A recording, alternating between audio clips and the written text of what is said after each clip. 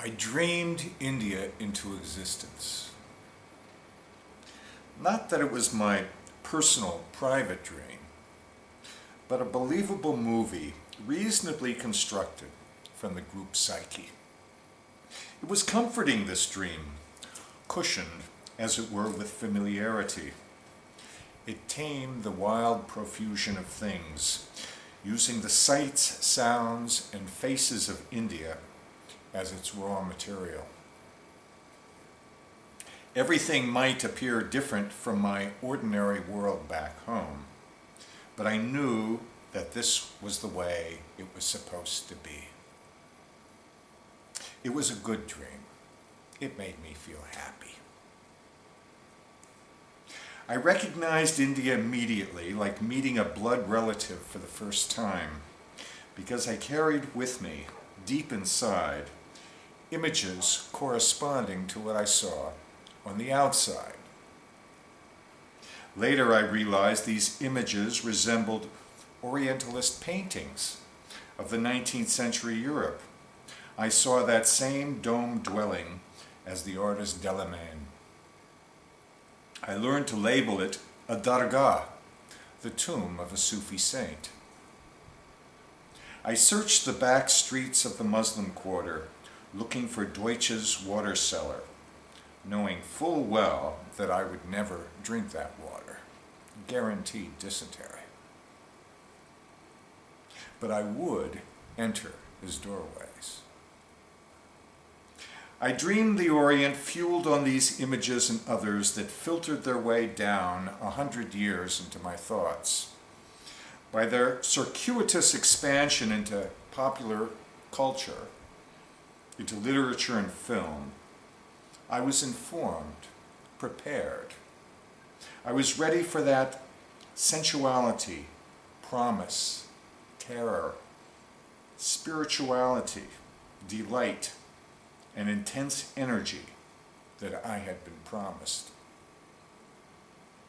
Thoughts appeared in my head that led me to compare and contrast the normal with the abnormal, the same with the other, and to assign categories to my experience of India, what it was supposed to be.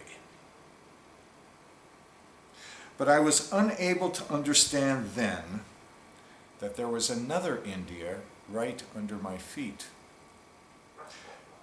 and before my eyes, an India that was different from my dream. I did not grasp that my idea of India told me more about my own culture and how it imagined another culture than it did about this extraordinary land itself. India gradually began to reveal itself as sacred geography. Mountains were no longer masses of inert granite observing the laws man assigns to nature, but they were living beings, gods, and sages. Rivers became goddesses. I started to recognize everywhere the signs of those great beings, the spectacular signatures of nature. How else would we know where the great powers of the universe reside? How else would we know the meeting of the worlds if those places were not clearly marked? The topography is known throughout India in a voluminous mythological narrative, often conflicting, confusing to me, but as such, the very source of mystery and wonder. I discovered that there were those who read the face of this extraordinary world, with its flags, characters, ciphers, and obscure words, the way that we read a book. When I started out, I had no guidebook or map and knew nothing of the lay of the land. The diary that I had kept since Amsterdam quickly filled up with names, places, and accounts of what I saw and what I heard. Wherever I went, I would learn of 3 or 4 more places to check out. I slept with it under my head, and each night I looked through my notes for someone or some place that might be it. The place, the person, the key that would unlock the hidden language. The information Cartouche had given me formed a general outline.